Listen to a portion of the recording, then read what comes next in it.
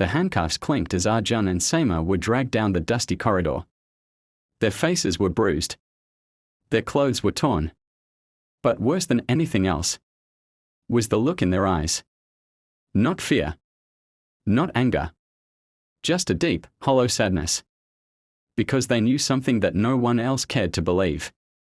They were innocent. And the man walking behind them, the sepoy named Ramesh, knew it too. But his hands were tied. Orders were orders. Tomorrow morning, at sunrise, Arjun and Seema would be hanged for a crime they never committed. And if Ramesh didn't do something soon, 2 lives would end, and so would his soul. Story. The night air was thick inside the prison. The stench of sweat, rust, and damp stone walls made it hard to breathe. Arjun sat with his back against the cold bars, his eyes closed. Seema sat beside him, staring blankly at the ground. Neither spoke. What was the point? Outside their cell, Ramesh paced back and forth. His heart was beating wildly. Every few seconds, he glanced at the iron gates that led to the higher officers' quarters. He had tried everything. Tried speaking to the sergeant. Tried showing the evidence. Tried begging the inspector. But no one listened. No one cared. The case was closed before it even began. 2 poor orphans accused of robbing and murdering a rich merchant. No lawyer.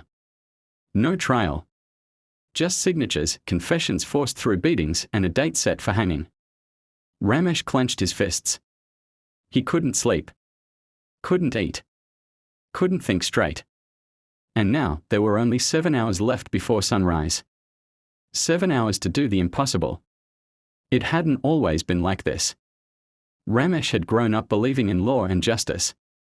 His father was a policeman too. He taught him that a badge meant protection, honor, fairness. But the village of Bairavnagar wasn't like the city. Here, the powerful ruled. The poor were crushed. And the police were just pawns on a dirty chessboard. When the merchant's son had been found dead in the marketplace, the village leaders demanded someone to blame. Arjun and Seema were perfect targets. They had no parents, no wealth, no voice. They did it, the inspector had declared without proof. Lock them up, the sergeant barked. And so Ramesh had. He had obeyed. And now the weight of that mistake was tearing him apart. At midnight, Ramesh stood in front of their cell. Arjun opened his eyes slowly. Seema barely looked up. Why are you here? Seema whispered, voice hollow. Ramesh gripped the bars tightly. His throat burned. He wanted to apologize. He wanted to scream. Instead, he said, I know you're innocent. Neither boy reacted. They had heard enough lies already. I swear it, Ramesh said, his voice cracking. I found something. A letter. Hidden behind the merchant's shop. Someone else confessed. It was a robbery gone wrong by the merchant's own cousin. Seema blinked. Arjun sat up straighter.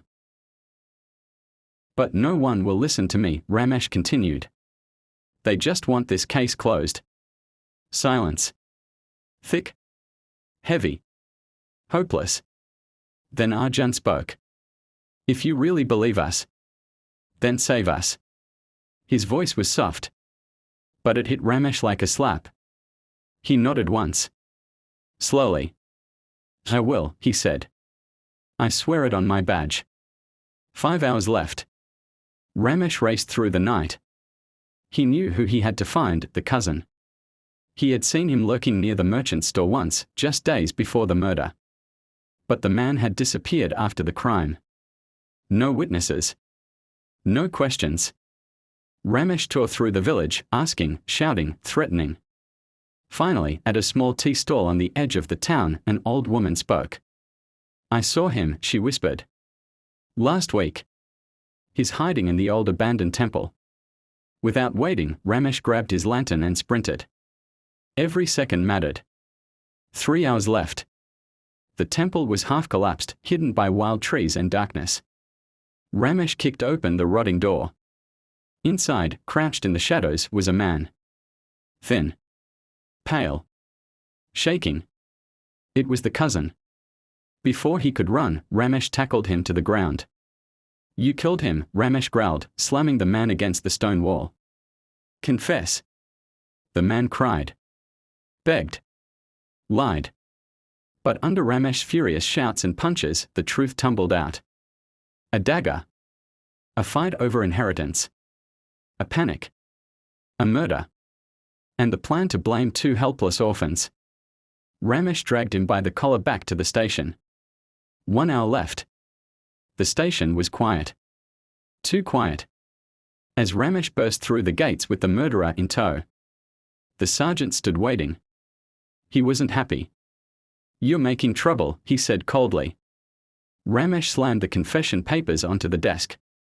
He admitted it. Arjun and Seema are innocent. The inspector appeared too, rubbing his sleepy eyes. For a long moment, no one spoke. Finally, the inspector sighed. It's too late, he said. Ramesh froze. What do you mean? The execution order came from higher up. It's signed. We can't stop it now. Ramesh's world spun. No. No, this couldn't happen. Not after everything. 30 minutes left. Ramesh ran to the prison yard. The noose was already being tied. The executioner was sharpening his knife. The villagers had gathered, curious to watch. Seema and Arjun were brought out, hands tied, heads bowed. Ramesh pushed through the crowd. Stop, he screamed. They are innocent. I have proof. The crowd gasped. Whispers erupted.